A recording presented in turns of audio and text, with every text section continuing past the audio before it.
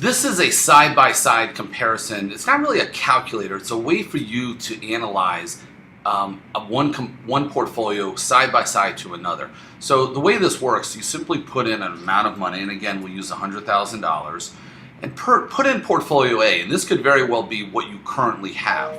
So let's say we put in a 7% rate of return, and let's say you had a portfolio that had a standard deviation of 18.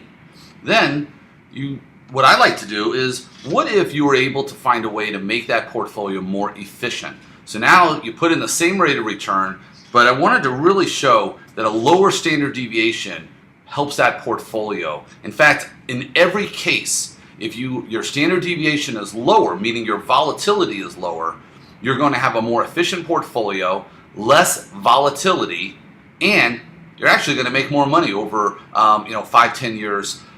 So take a look at this, a 7 and an 18 versus a 7 and a 5.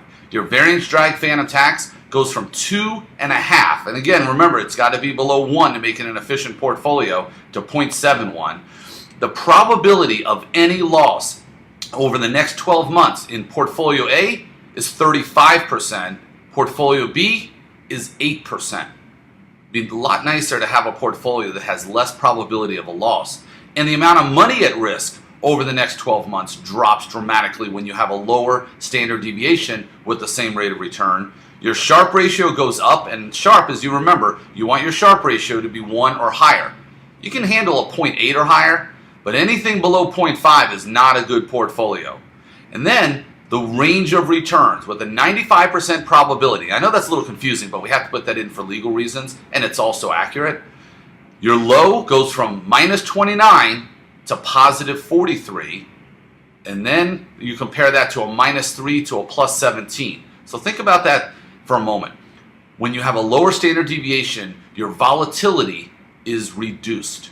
That means you can sleep better at night. That also means your compounded rate of return is better. And that's why you can see between portfolio A and portfolio B, even though they had the same rate of return, because of the lower standard deviation, look how much more money you would have had. So again, trying to give you detailed analytics instead of just salesmanship and head fakes and bewildering mix of half-truths, all right? I want you to know the facts, and that's the purpose of this. So you can plug in any numbers you want, and these numbers that spit out are exactly accurate.